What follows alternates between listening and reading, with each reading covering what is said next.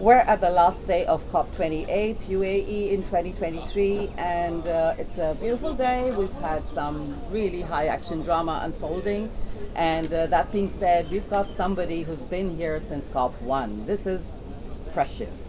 So please introduce yourself and tell us what is it that you do? I'm HEiner banking. I'm retired. I was a nomad of the sands, the seas and the airs, and worked all my life on the issue studying environmental ecology, town simulation planning, doing my diploma 49 and a half years ago. Wow. So HEiner, we are at the Creative Elo, which is a bike. If you can see this has been developed by students in India, engineering students in India, and the entire thing comes under Youth for Planet. So tell us, how are you associated with Youth for Planet? I must first correct you. It was done in Luxembourg, and we just have a cooperation with Youth for Planning India, and they now scale it with 5 universities in polytechnical vocational training, and they are partnering in this Youth for Planning International. Okay, fascinating. Like I said in your introduction, you've been here since COP1. So tell us, what has been your experience and what is it that you see unfolding or changing since the last 27 COPs? Good question. Well-packed questions. It needs years to answer. You see, the agenda of looking into climate is relatively new. The approach to look into the 3 pillars of Rio, discussing common frames of references, is nearly or even more than 30 years ago. Later, climate, I sometimes say when nobody is listening to me, the climate issue was ranked high. I sometimes say the climate gang or the climate mafia has taken over. And if we don't step back, trying to see the whole picture, the common frames of references, then we lose out a lot, because there are health issues, there are soil issues, there are water issues, there are security issues. And the original approach in '92 was to really find a basis for common understanding across scales, micro, meso, macro scale, rapid change, slow change.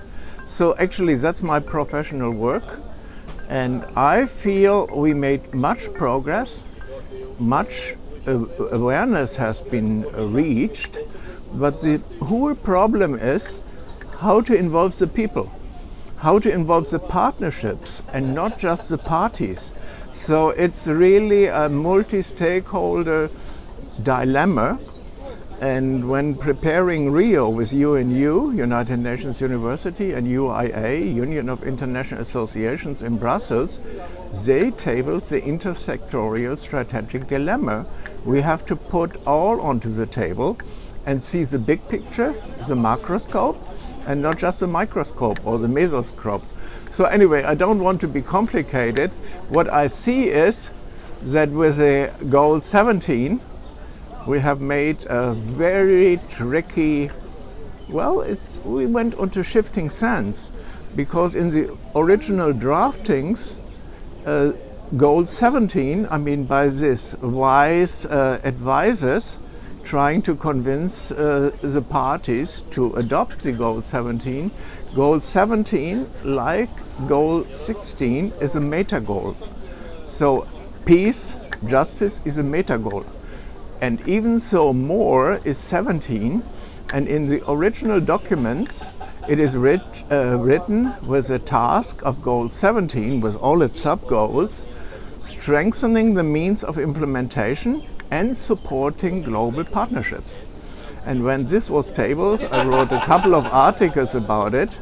It is really a pity that stakeholders try to be a partnership, make alliances. You see it here with the universities, with the industries, with everybody. They just collaborate, very often in competition, and not see the common frames of references and the overlaps. And if you don't discuss the positions, the perspectives, and the various frames of references, and are stuck just in the meso or in the macro, then you don't tackle the holistic sustainability issues we now call systemic issues, and stay on the surface of elbowing and trying to get some funds, possibly across nations, but that is with funding, with foundations, also a very, very important issue where we have to take all stakeholders aboard and really making sure that we discuss the means and the ends, who is working where on what, and really synergize. And that was, I worked for Noel Brown, the director of UNEP. He was in New York, you see, not in Nairobi, to really, as an architect of Rio, looking into bringing more people aboard, like the G77, but also really investing into Earthwatch. So you see, we call ourselves now Earthbeat, but originally it was Earthwatch, watching, and then satellites came very early. So I think, coming back, red herring, to your question, it changed dramatically. We have less people who have a big high stand, an overview. Many more people just do their thing in their turf. They're specialists and experts for whatever, and they know more and more and more about less and less and less. And that is the main tragedy. And then with the pixel revolution coming in, we confronted that suddenly we had colorful pictures. And then now everybody makes a video, has a colorful picture, but with IBM in 1981 we said visual demagogy, or even with the World Computer Graphics Association already in the mid-80s, we said it is visual demagogy. And this statistical and visual demagogy is only one thing. We have it now with AI, even worse, that we have large language model, but the data are just pattern matches and about dead data, Yes. and not alive data. And so I worked with the Council of Churches in some UN projects in Geneva that we said 6 years ago, big data, big noise.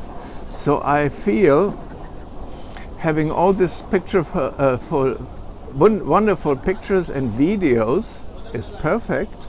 It can help communicate if you have your overview and orientation, and not follow what a large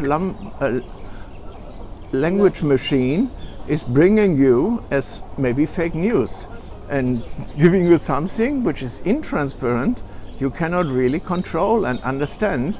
And so we're putting the children, that's why we are here with the youth, we are putting the children on the spot, making them think they know when they don't, and that is what Mark Twain said. Like that, you run into trouble. It's like also going this way or that way makes all the difference. Again, Mark Twain, he is my sailor and pilot and whatever example of really bridging the issues and not elbowing with minimum information out of context and in competition with all the other zero brothers, as we have called them. You've really said all the wonderful things, and it is important for us to agree or even recognize or acknowledge the truth that sometimes children go out with half information, and that can be very, very damaging for the narrative that's building up, for what they are learning and they're aligning with. So my last question to you, HEiner, is what are those 3 things that you would suggest to young people for them to discern the authenticity of the messaging they receive, that they build upon to create a narrative from the youth voices? What would be those things that would guide them to evaluate the authenticity of what they learn as information and acquire as information? Well-packed question. Well, to really go to 3 points, I would need to think and think twice, because the issues are really complexing and perplexing. First, we have to say there are data, there is information, there is knowledge, there is wisdom. And if we don't recognize and see what we know, what we don't know, and what is unknowable, so we are in the spiritual and awareness and peace and justice knowledge of the indigenous cultures who had their order schemas. They had a cosmology which made sense for them. Then we make people protest and get maybe even angry and afraid, and that is not helping us.